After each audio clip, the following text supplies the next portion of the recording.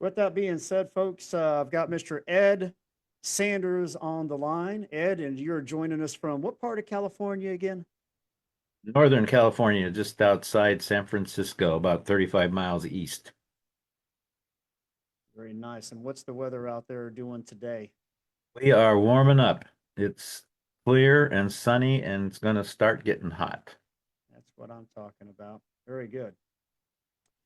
Well, Ed, before we kick off this exciting episode that I'm extremely excited to host here, because I've been anticipating this all week ever since you've agreed to come on my show.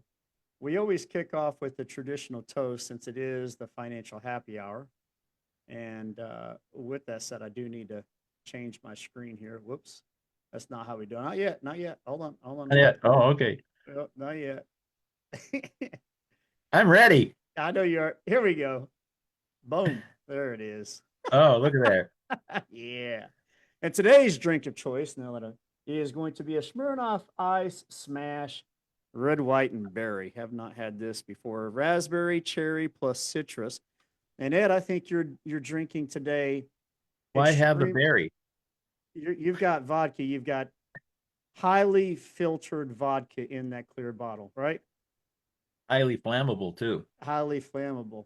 And so, with that said, we're going to say here's to a successful podcast. May the education be plentiful, and may everybody who attends this show and watches it on the replay get a lot of value out of it. Salute. A salute. Grazie mille. Yeah, that was good stuff. All right, let's kick it off here. Ed, for the audience, if you could just briefly tell us a little bit about yourself, give us some background on Ed F. Sanders. Oh, well, geez, I hate to talk about myself, but first of all, since we're going to talk about college planning, I'll let everybody know in 2006 I was certified with the National Institute of College Planners. And now I've had 20 years where I've been helping individuals and businesses retain and keep more of their cash. And my whole education process is about how debt, taxes, and college planning steal our money. Steal your money. That was Steal pretty our money graphic. all day long. Okay. I'll when we finish with the college planning, I'll go in a little bit more depth about when you pay college, where's the money? And that'll get into the essence of my Well, let's core. go a little bit further than that. You went back to 2006. How far back does your financial background really go? How did it all begin? Well, I guess it's interesting that you'd ask that question because when I graduated the University of Arizona, I went to work for Wells Fargo Bank and I kind of learned really how banks really make their money. And from there, I was fortunate to meet somebody because I was now doing what I really love to do, and I was in financing airplanes for a leasing company out of Memphis, Tennessee, near where you are. They had a warehouse full of cotton and they had no depreciation. So I was running around flying airplanes and putting the leases together on airplanes. Hey, that's more about money and how finance works. And then I spent 25 years in corporate America, drifted around the country and Europe with about 3 million on American. So I'm still flying, but in a different seat. And I flew into Boston on September 10th of 2001. The next day meeting ended at 9 o'clock. And I had a rental car. I drove down to Philadelphia, saw my son at Villanova, and took 2 weeks to get home. And it was a huge mess in New York. And I was on a 757, 2 weeks to get out of Boston. I was on a 757 in the forward cabin, and there was one fellow in coach. So it was a pretty empty airplane, safe time to fly. And since the companies that I represented in Boston, all their clients were kind of gone, another door opened, and said, Ed, you might do well in financial services. And that was 2000 and just after 2001. I actually did strategic business planning for a couple of years. And then during that, CEO said, Ed, you've got all the wherewithal to be in financial services. So that's when I started helping people keep their money. What is it about this business that you love so much? Well, that I love that question because what's really interesting is I love this business because in the end, I'm helping people that never realized what I was able to share with them. Their investment advisor never mentioned anything that I talk about. Their CPA never mentioned anything that I talk about. And their attorneys, the estate planning attorneys, never talked about what I talk about. Let me ask In you a fact, question. I'm going go to ahead. cut you off real quick. Why do you think that is? Why do you think all these subject matter experts, from the attorneys to the CPAs to even a lot of financial advisors, don't teach a lot of the concepts and strategies that you know and that you teach and you help your clients understand? Well, let's look at what their focus is. Their focus, if you're an investment advisor, is being able to manage your money. And if there's other solutions that are outside their assets under management, are they really going to suggest their client move money out from underneath them to do something that's different than I can get you a better rate of return? Let's look at a CPA. What's their real true business? Taxes. The definition I've been using for CPAs are they're driving down the freeway 90 miles an hour looking in the rearview mirror. They're phenomenal historians, and that's their job. Their job isn't to look out after the holistic value that they could help their client with. They're focused on one thing, and it's enough of a business to stay up to tune with all the tax laws that they don't have time to look at other scenarios. And an attorney, hey, they're in the legal business. So who's going to help them? And one of the reasons I love this is, well, I'm here and I'm doing things a little different than the rest of the world. So let me put a pause on that and share my screen for just a quick minute here. Point of information, Mr. Sanders is the author of Wealth Beyond Risk, which at the conclusion of today's show, Mr. Sanders will tell you or explain to you how you can get a free digital copy of this book. I believe that also has an audio version as well, or a combination of both. And I tell you what, this is shows 104 pages. It really, for the most part, is a very simple read, but it's very well written. It's very on point, concise, and easy to follow along, and very easy to understand.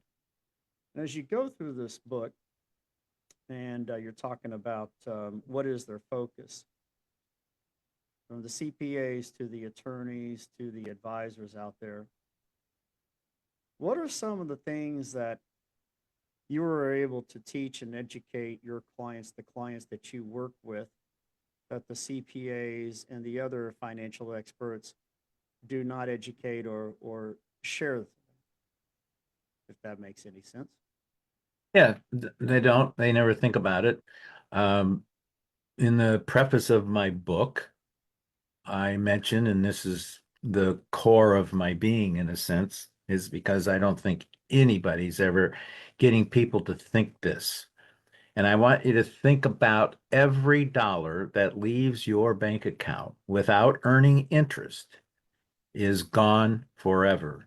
Now, here's something that's even worse is the compound interest on those dollars. They're gone for the rest of your life. And that's a huge amount of money.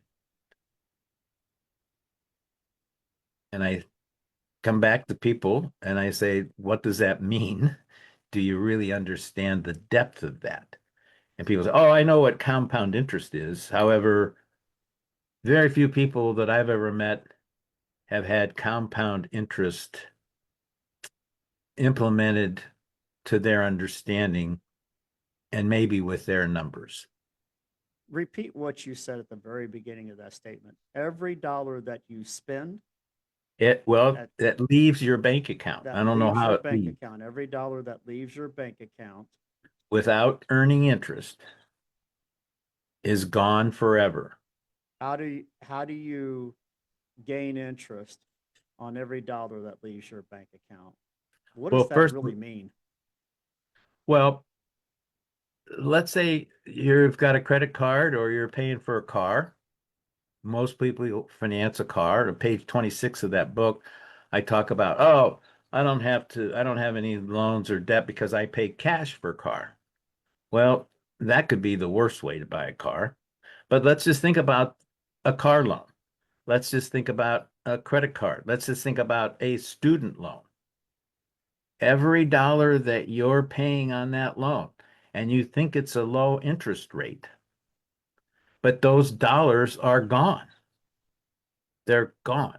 If you have any debt, the interest. In my book, I talk about what is the effective interest rate on any debt that you have. I don't think anyone's ever been taught this. But the effective interest rate on a loan isn't that 6 or 7% you have on that loan. Oh, I have a 4% loan. Well, let's look at the monthly payment. How much of that payment is interest and how much of that payment is principal? And when we look at it, we find out that maybe 36% of that loan payment, because it's amortized for the bank's benefit. So there's more interest of that monthly payment than there is principal. And that hurts. And when people have multiple loans, this is why they have a very difficult time getting out of debt. And if they pay off all those loans with their cash flow, with that money leaving the bank, that money is gone forever. And the compound interest on their hard earned dollars is gone for the rest of their life. Does that make sense? 100%. I think that's a great segue into the primary topic that we do want to make sure that we tackle today, which is the high cost of higher education. The traditional way of saving for that as a responsible, loving parent and putting some savings into a 529 plan, thinking that that's the best vehicle or savings component for their child's college education. And really, the myth that that is, when in reality, there is a much better way. What can you share or educate those who are tuning in today on live or on the replay about that concept? Well, let me ask you all. Did I say that right? Was it supposed to be y'all? Let me ask you all I'm that. sure we got some people from the Midwest and down Yeah, south I probably know. tuning in. Well, I have my family's in Nashville, not alive, but they're there. Um, so you probably got the 529 plan from an investment advisor. So I always say, whoever you got it from, did anyone ever explain the dark side of a 529 plan? No. And so I say, well, let's think about this for a second. Those dollars in a 529 plan are invested. They're in the market. Now, if you want to test what I have to say, go ask people that were going to send their college or going to send their children or sent their children to college in 2008 and 9. How well did that 529 plan help them? Most of the time when I hear is not very much because the market was down and some of them didn't even have any money left in the 529 plan. Now, okay, it'll never happen to me and the market will go on forever and it'll be wonderful. Maybe. So the issue is, are you really ready to run the risk to save all these years and have that money lost due to a market downturn? That's the question. That's one of the dark sides of the 529 plan. Now, the next one is, well, you put all this money into a 529 plan, but your student gets a scholarship. So they get a full ride scholarship. Oh, wait a minute. The finance department at the school said, hey, wait a minute. You have 100,000 in your 529 plan. Let's use that first. Do you think a college is going to give you a full ride scholarship when you have cash sitting in an account? They're going to want you to use your money first. It How shows do they up on find the out? FAFSA. Sorry, I was just about to ask, how do they find out about that? you fill out the FAFSA form. And so they're going to know in the application to school. So now you've got all this money sitting in a 529 plan. And, you can say, well, his sister's going to use it. Okay, let's hope your sister may need it. And she may get a full ride scholarship because she plays tennis. Who knows? It's all a what if scenario.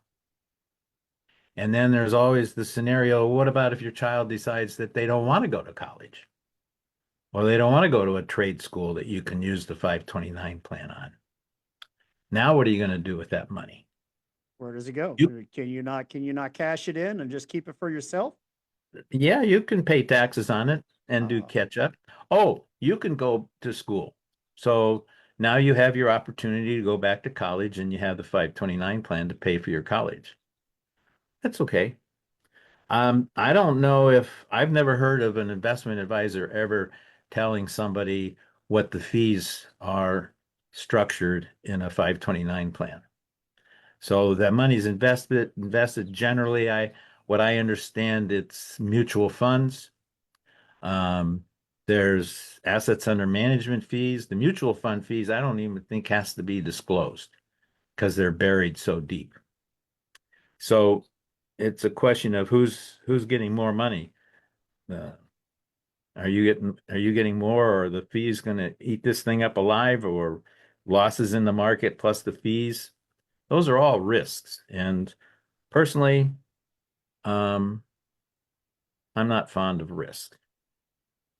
Now, let's go to what we talked about in the opening. So you put the funds in the 529 plan. Great, the funds are there.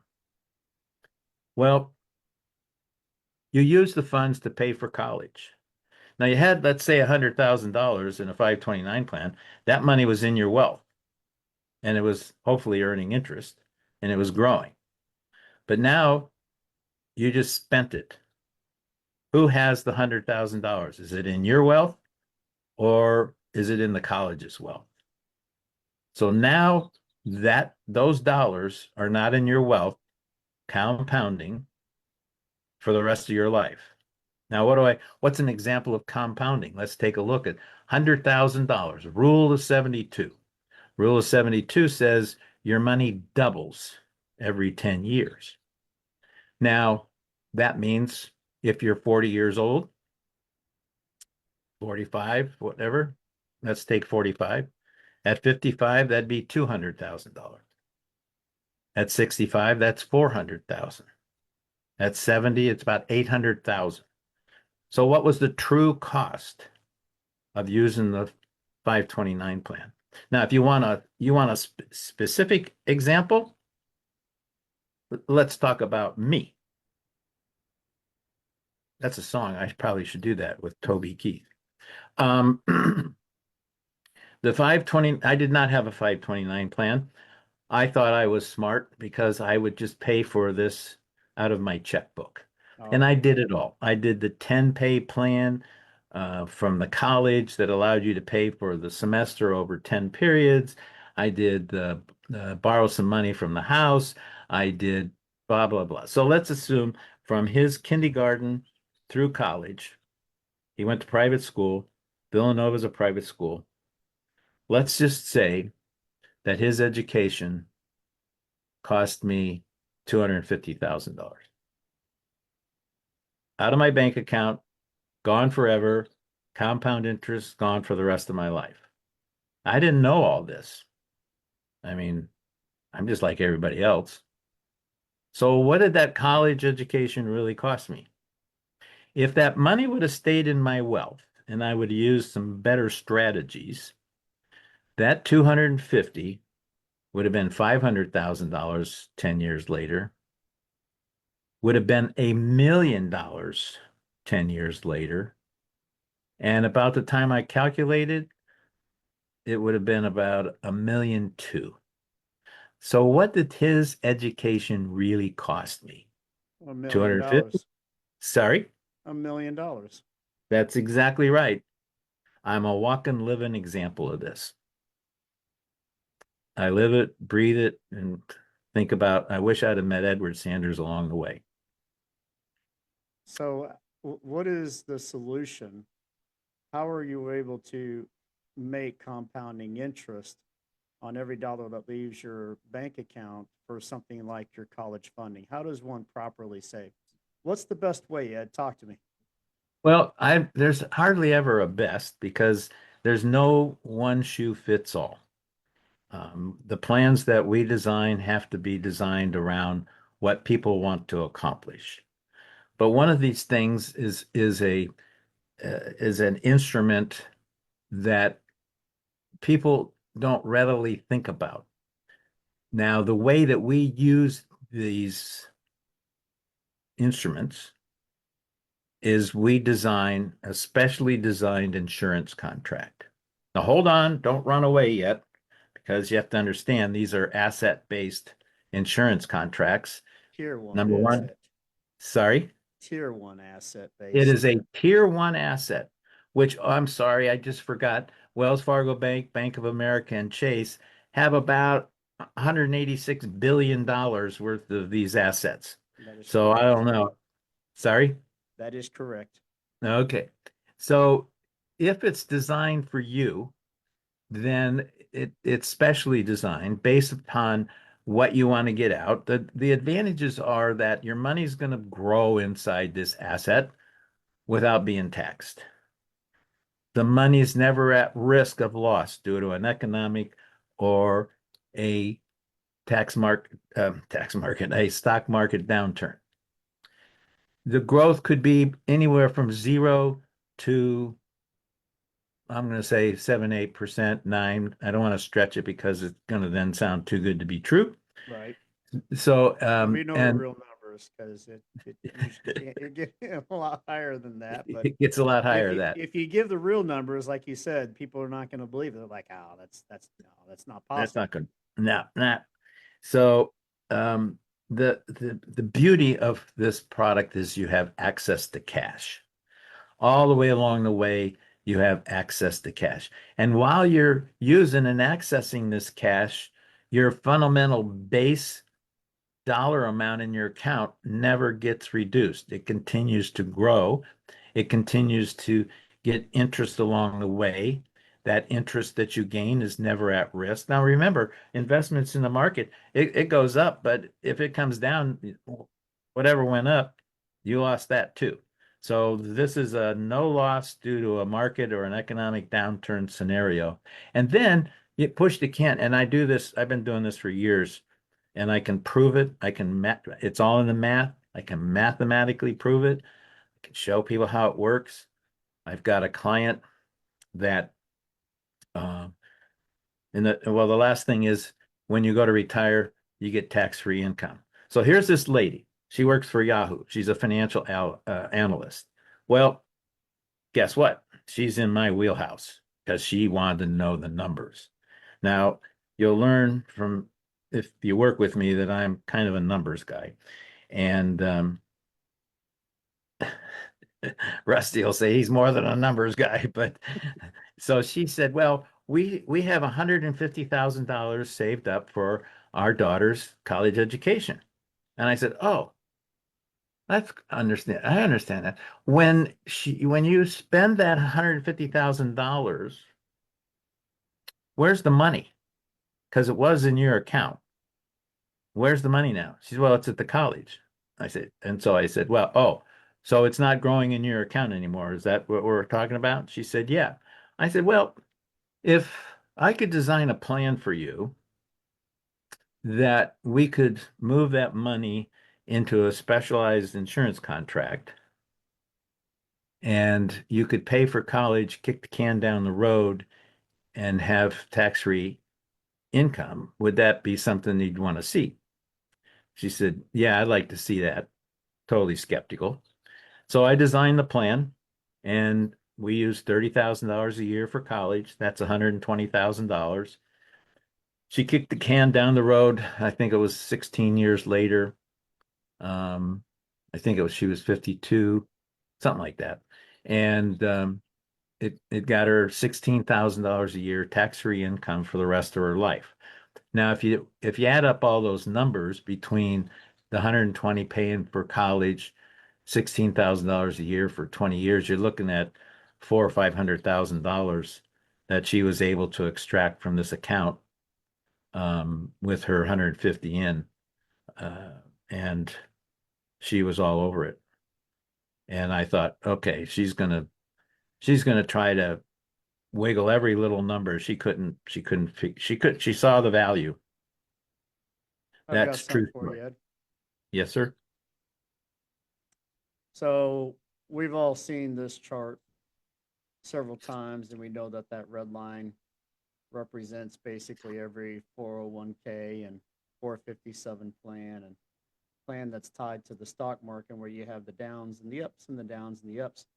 On the blue line, you have this thing called the index fund, right? That when the market goes down, the blue line stays level. And then when the market rebounds, it picks up where it leaves off. Well, what people don't realize over here in the bottom right hand corner is let's say that you start your investment fund that is not risk free. And in the month of February, you experience a 100% gain on a $100 deposit. You end up with now your account value is $200. But then in March, the market went south and you experienced a 50% loss, not a 100% loss, but half of that. 150% of $200 is $100. So, you're basically starting right back to, or you're right back to where you started from. The rule of thumb is anytime your investment account loses 25%, you need at least a 33% gain just to get back to where you started. You lose 40%, you need 66% to get back to where you started. And of course, if you have a 50% loss, you need to double that just to get right back to zero here. And then that ties in with the whole compounding thing. And Albert Einstein, one of the many famous quotes that he's known for is compound interest is the eighth wonder of the world. He who understands it earns it, and he who doesn't pays it. Well, anytime that I meet with a prospective client for the very first time, I use the whole 1 penny a day. If you start off with a penny and you double it every day, how much money do you have after 30 days? And 95, 96, 97% of everybody I pose that question to, even though they might have heard that once before, most of them give me a number that's well under $100,000. Most say like 5,000 or a couple of $100, when the reality is it's $5.3 million on the 30th day. Well, the magic really happens in the last 4 days. In the last 4 days, your account went from 671,000 to 1.3 million, 1.3 to 2.6 million, 2.6 to 5.3 million. And if you went 31 days, it would be 600,000. That's the power of compounding. And the last thing I want to throw in, and then I'll put the microphone back in front of you, Ed, is that rule of 72 that you were mentioning. The rule of 72 is if you take 72 and you divide that by the interest rate, that tells you the number of years it takes before your money doubles.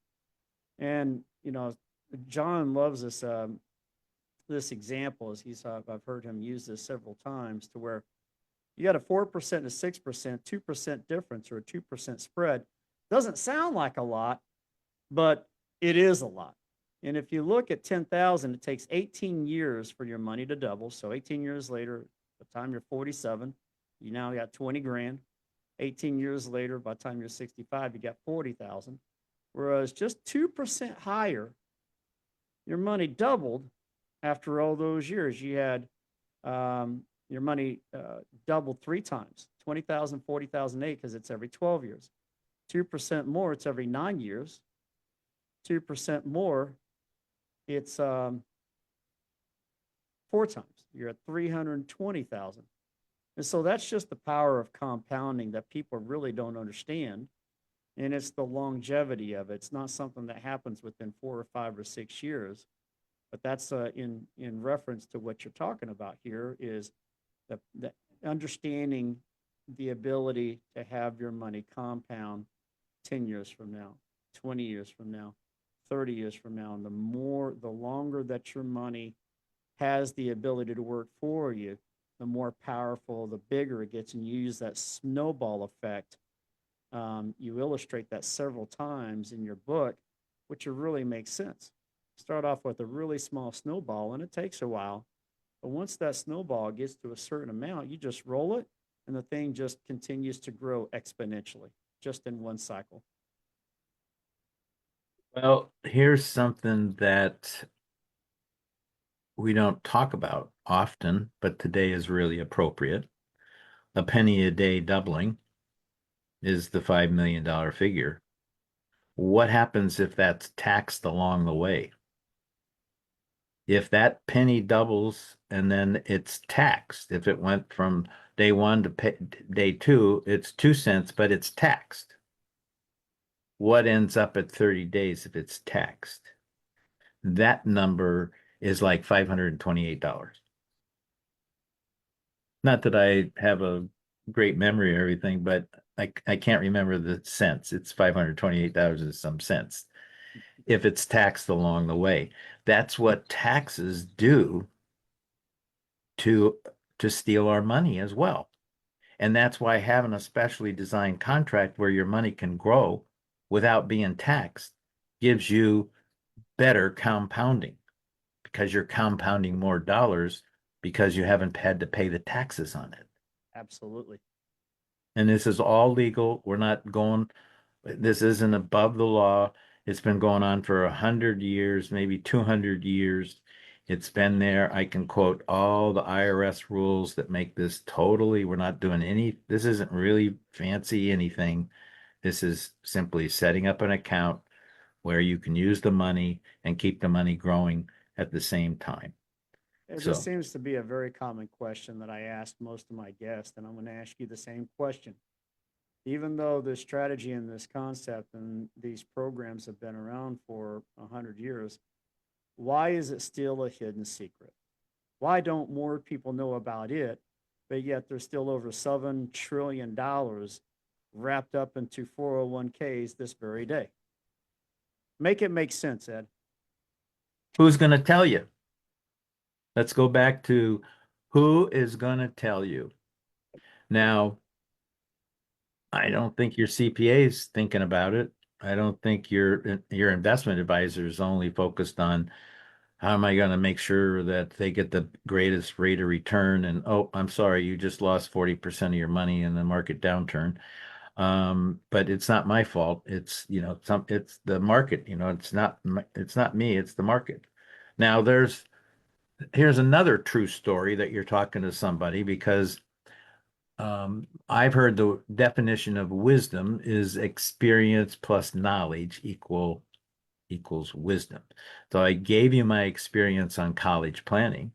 Let me give you my experience on investing. Investing in a 401k that went into an IRA that was 35 years of savings, 35 years of tax deferral. Well, I ended up not having to pay any taxes on that 401k IRA money because the huge financial institution lost it all in 2 days. Yep. We're close to $800,000 is gone in 2 days.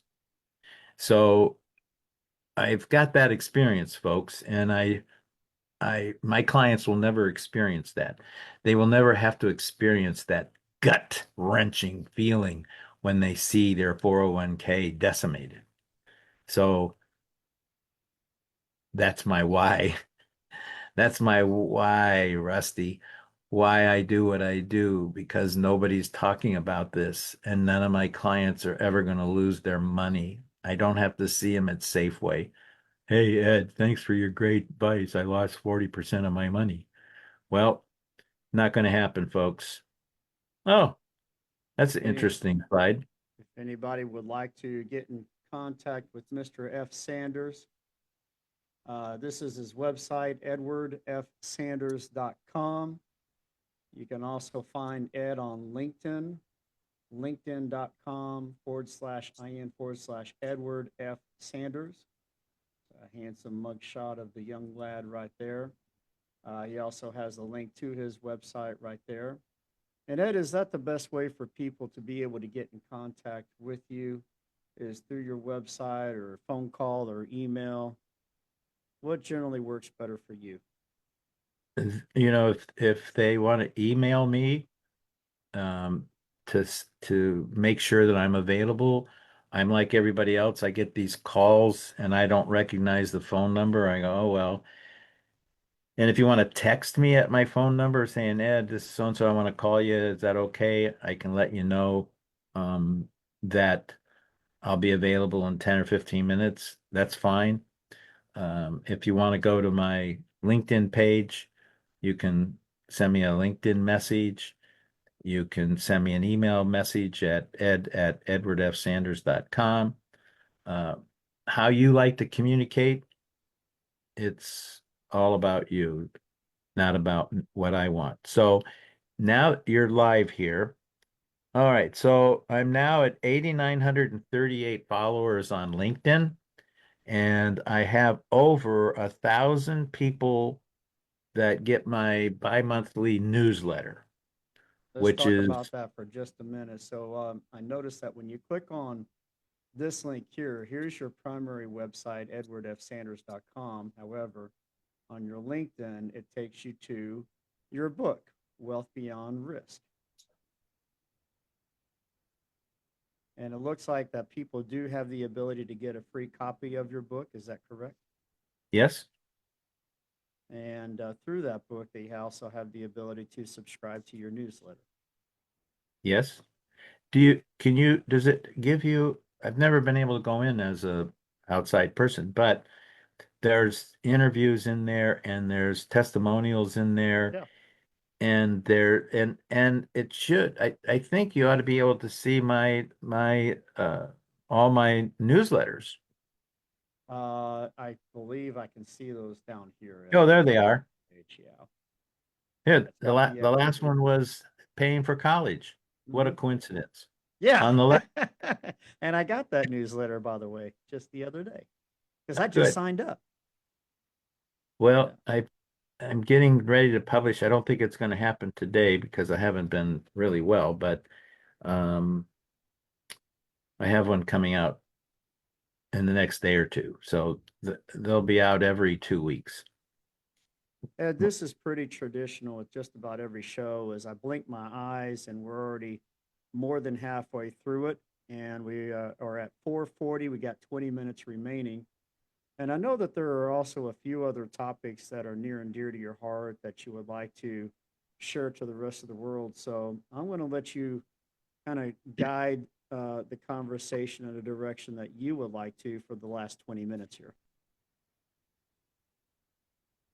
Well, are we able to find out what the viewers want to hear? Because I can talk about what the truth is about looking at your 401k, and I can talk about stories on debt and 401k. Maybe that covers two topics right there. What do you think about that? I think they both sound like home runs. Right now, we've got Trista who says, I can honestly say that I was not informed of any fees when I started a 529 plan. Why would they tell you that? Um, that's a very good question. I'm not sure why they would tell you. Less is more. Let you find out the hard way if you find out at all.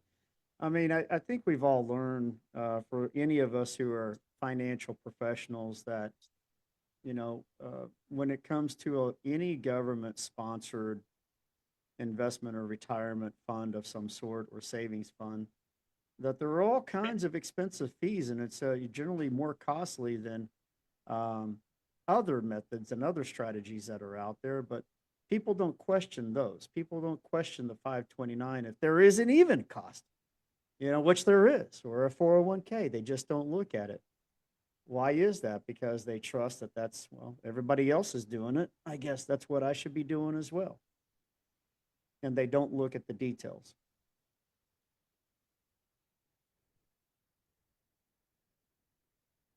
That's true. Um, let's talk about the 401k for those that are W-2 employees and those that are not. Well, there's a similar parallel conversation about your IRA or your SEP IRA. Of course, the fees aren't as great, but the future taxes could be as equal to.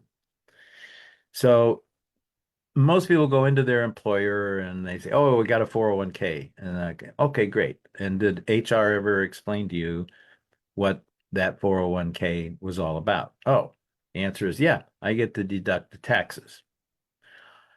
So when I first start talking to people, I say, well, let's start here because you're doing it for deferred taxes. And before we start there, I'll say, what do you think about your partner in your 401k? And they'll look at me like, I don't have a partner. Really? Oh, yeah, you do. You do. And that Yeah. partner wants to have their money when you start taking your money in distribution. They want their payback. And who is that partner? The good old US government IRA is going to tap into that. I call Now, him Uncle Taxman Sam. Uncle Taxman Sam. Now, has anyone explained to you? Have you, and I'll ask them, has anyone ever showed you what the taxes might look like in your 401k so you could see what the net to you dollars are? And I think I've had one person out of 1,000 say yes. So I say, well, let's take a look at this because 401k was created some time ago, and a guy by the name of Bima wishes he never designed it because he's the guy that designed it. You can look that up on the web, who invented the 401k or who designed it. And there's statements and videos of him saying, I wish I would have never done this. I would have blown it up if I knew this is where it was going to go. So no one knows what the taxes are going to be in the future, but I'll ask the person, do you think taxes are going to go up? And usually I hear yes. So I say, well, let's take a look at your 401. Let's take a look at your tax return. Let's take let's take a look at what you paid total taxes. And I think that's line 25, unless they changed it this year. And let's look at what your adjusted gross income, which I think is line 15. Don't hurt me if the lines are off here or there, but we're going to divide the adjusted gross income that you made into the total taxes to come up with a percentage, which we'll call the effective tax rate. Now, I've had clients talk to me early on and say, oh, yeah, man, we're in a 37% tax bracket. It's killing us, da da da. I said, oh, really? Could you do this math? Bring me the number when you come back, bring me that number. Invariably, I will find that the effective tax rate for most people, unless you're making 300 or 400,000 employed, general people working is going to be between 14 and 17%. when you divide your adjusted gross income into your total taxes, not taxes due, not your refund, but there's a line there, I think it's 25, that says total taxes. And you'll find out that it's probably between 14 and 17%. So don't hurt me if I'm a couple percentage points out, because the point is, if we don't know what the taxes are going to be on that 401k when you take that money out, and by the way, you're retired, you're over 59 and a half, or you're 65, or you're doing the required minimum distributions at 73, you don't have the write-offs that you used to have. The mortgage could be paid off. The kids aren't at home. You have no write-offs. All you have is your standard deduction. And so what happens now is you do end up paying a huge amount of money. Maybe, and if you're in California, it's state income tax plus the federal taxes, and that could easily be 30%. So the point is, you took a deferred interest, a deferred taxes, a deferred tax rate of 14 to 17% today so that you could pay higher taxes on it later. Help me understand this. Does that make sense? Tell me, please, how that makes sense. Rusty, does anybody know how to make sense out of that? No, I can't. I'm not going to try. Then I run into people that have debt, and we go through the debt calculation of how much interest they're paying on their debt. And so now we've got the situation that they're putting money in their left pocket to take a tax deferral, and they're maxing out their 401k at 18.5 or whatever it is today. I think that's close. And then in their right pocket, they're spending $5,000 a month in debt. Now, I need somebody to help me understand why putting money in your left pocket and then throwing it away in your right pocket makes sense. Would it make more sense to get rid of the debt and grow this tax account, give up a couple years of deferred taxes, which you're only deferring 12 or 17%, and pay off the debt, and then go back to making your contributions? Or maybe along the way, when we get rid of this debt, you'll say, this strategy is a heck of a lot better than a 401k when we start to analyze, well, what's the risk and what's the taxes? And if you want to contact me and you want to see your numbers, I have software that we can put numbers into this software. It'll show you the calculation. You can use your rate of return. You can use your tax rate, today's future tax rate, whatever, and we can see how long your money will last in that 401k. And generally, it's about 7 years. And Not very long. I'll bet no one has calculated for you, listeners, that when you take all this lifetime savings and you start taking disbursements from your 401k, what it really looks like and how long is it really going to last you. It may be a eye opener that you might want to think about wanting to know about it today rather than later. That was my very next question, Ned, is when is the best time for an American worker, to sit down and have a meeting with somebody like you or me, who is a financial strategist, to understand their current situation and look and identify areas where they could dramatically improve based on what they're currently doing.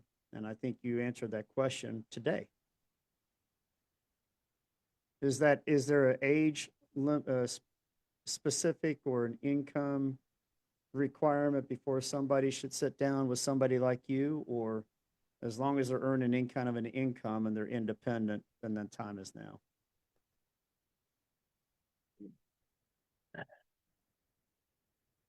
I think I have clients that have started when they're 32. I have clients that we started a college plan 2 weeks after their son was born.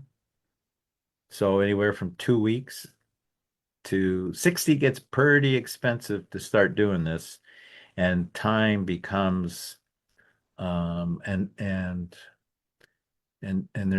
there's different issues when you become 60. So in I would say in your years of, is that me or you? That's me. Okay. I get the same thing. Um, that's why I said, hey, did that just do me? Okay. So there's there's a span of people have problems that I can help them with. But that middle market when you're 35, 45, and if you're 50, I can still help you if you're 50, 55. But what happens is the accumulation time frame for people. You're climbing this hill of Yep. accumulation, and then there's this time where you're saying, I'm done accumulating. I'm going to start going down the other side of the mountain and I'm going to start living on what I accumulated. And that's another scary slope. That's another, are you prepared? Because now we're talking about the sequence of returns. Because if you take a loss in your retirement money early on in those years, it could be devastating to you ever being able to get back to where you're getting the income you wanted out of your retirement money. So that's an entirely different conversation. And there's ways to protect yourself. And you don't have to have the losses, but you could have guaranteed income. There's lots of different things that investment advisors are never going to tell you about. So are you going to close that? I did close it. Oh, it's It's still just you. open. It's just you and I now. What happened? Um, I'm not sure, Ed. We're still here. Okay. Yeah. Keep going. Okay. Well, so I don't know. I think I think the time to start, I like the concept of when you're 2 years old. So those parents are really astute. Um, these people love what I do, what I've helped them with. They've got a plan. So I can come back to all the viewers and say, what's your plan? Show me your plan. And I'll wonder how many will say, well, here's my plan. I've already written it out and it's in this spreadsheet or whatever. Most people are winging it. And oh, my investment advisor has my plan. So everything's fine Let me see if until I it's can create a question for you in our not. last Okay. minutes here. You said, when a child is 2 years old. Okay. What is a typical case look like for a parent who's wanting to start a fund for their child who's 1 to 2 years old? What does an average monthly contribution look like with the typical client? And what does the typical result look like for that child when they're in their 20s, mid 20s, 30s, however age? Well, interesting concept because I'm trying to think. I did one for $50 a month and one for $100 a month. Now, think about this. $100 a month when they're 65, there's over $1 million sitting there. And there's plenty of cash.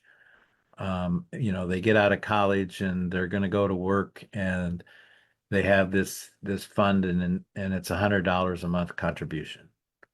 Well, in 20 years with inflation, is $100 really going to be meaningful to that person? Or are they going to say, well, I'm going to contribute more. So people can start a fund for their child at 50 or $100 a month and have it build and use it for college. They don't go to school, college, you still have the money. In fact, you actually own the account and you have access to the account. I explained this to a lady that said, oh, yeah, my dad did that for our kids. In fact, there were six of us, and he used all these accounts for his retirement. And I said, well, didn't he give them to you? She said, oh, no, no, he used them for retirement. When he passed, there was still $80,000 left in one of the accounts. And I said, I came home and I said this to my wife. She said, oh, yeah, that's what my dad did. I said, you're kidding me. We've been married all this time. It's the first time he told me that this is what he did. I guess we're communicating. So, 5 minutes. Do we get some questions or do we have any? No, I think we've got more listeners today than we do participants. So in our final moments here, we got 4 minutes left. Does anybody out there in the universe have any questions for Mr. Sanders? Because if not, and I'm going to give you 20 seconds to respond, then I always have a grand finale question for you that I like to ask, and so I'm just going to go ahead and throw it out there. Ed, if you could stand on top of the world with the largest megaphone in existence and shout out this message that you feel everybody needs to hear and know about in a matter of just a few seconds or a few sentences, what would that message be? Thank goodness, Rusty. I like loaded questions. That is really loaded. I don't, people, I hope they understand that we never talked about your questions to me before this call. Um, I like to see you sweat. yeah, I'm sweating now because yeah, there's 100 things I could say. Oh, sure. And now you want the best. Yeah, best. I mean, this is I could say, well, talk to me because I have 20 years worth of strategies in a toolbox you've never heard of. And I have 3 promises for you. I promise that I'll never charge you a fee. I'll promise you I never will use the word should. I show you here's what you're doing, here's alternative A and B. And by the way, I'll never chase you. But I can almost unequivocally say there's a flaw in your plan. Let's go find it. I don't know. Did that answer the question? I mean, that's your answer. That's yours to keep. I think it was a great job. Um, I like it. At the end of the day, for me, I think one of the most powerful things that you shared was the perfect age is the age of 1 or 2 years old. That people should work with a financial strategist. So not so much somebody who's in their mid 20s or 30s or any specific age or income demographic. But at the end of the day, if you're employed and you have children, then that time to start planning for your young one is yesterday. And that's my message to everybody is that people know what they think they know until they've learned otherwise. And this whole new journey with myself, I'll get a little transparent, Ed, as I've been redefining myself and rebranding as the word that I'm looking for. Uh, Talk to a lot of people who I have relationships with, um, relatives, close personal friends, people that I went to school with back in the day, and just there's this message that I want to teach and I want to educate and I want people to know because I know they don't. And probably the most frustrating part for me is the number of people who, first of all, think that I got some sort of agenda that I'm trying to sell them something, which is not the case at all. I just want to talk to you. I just want to have a conversation. There's some things that are important to me that I want to share with you because you're important in my life that I think that you should know, right?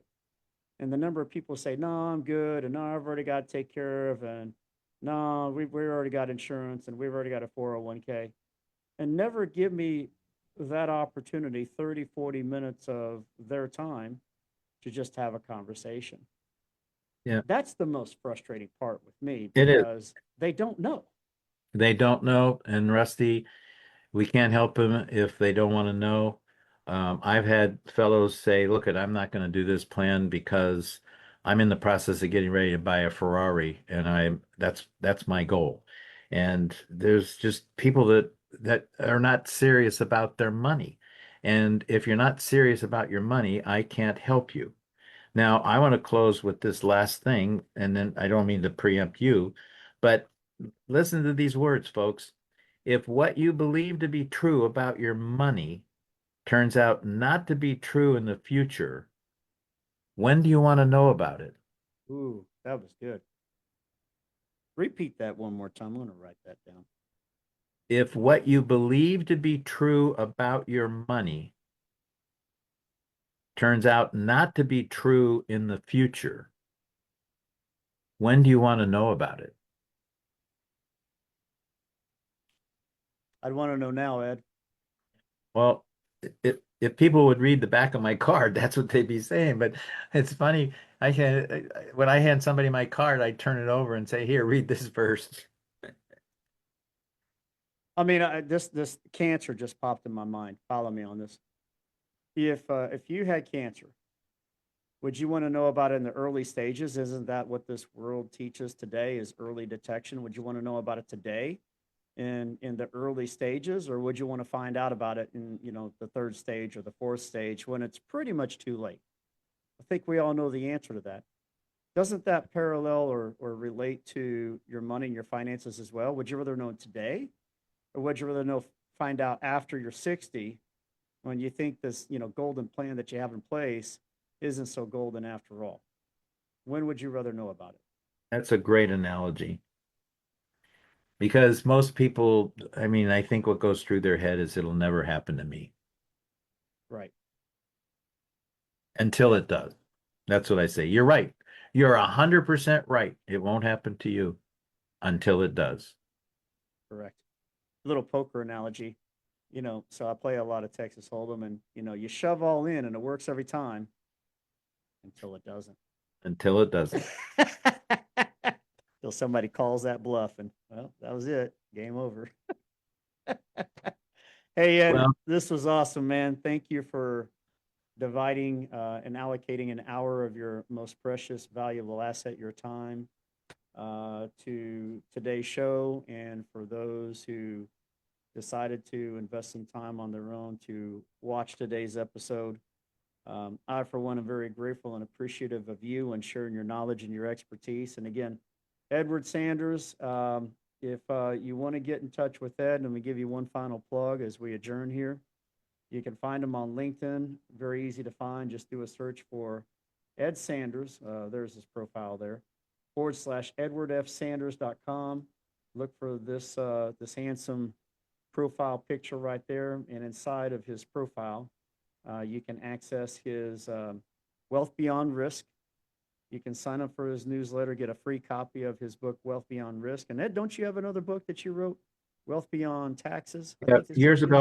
years ago, three of us put our heads together and we did a foundation of a book, but then we spun off and created, we used several chapters that we liked, but then we created our own book. So Wealth Beyond Taxes, I was catering to the healthcare industry, so it's focused on the healthcare industry. And um, that's the other book. And let's see. What was I going to say? You're talking about the spinoff on how uh, Wealth Oh, I Beyond was going Risk. to say my book is available at Audible as well. So I can send you a PDF, a flip book, an Audible book, whatever you want. And if you like hard copy, talk to me and I'll make sure the right book's for you and I'll send you a hard copy if you talk to me. There we go. I'm not sure if I was sharing my screen, but look for that profile picture when you do a search for Ed Sanders in Edward LinkedIn. F. Sanders. Edward F. Sanders. There you have it. Ed, once again, thank you so much, my friend. It's been a pleasure. I'm definitely going to have you back on the show again at a later time if you will accept that invitation. Till then, sir, you have a great rest of your day. And guys, we'll do it again next Friday, 4 p.m. Central Time. Till then, take care and have a great weekend. Thank you all.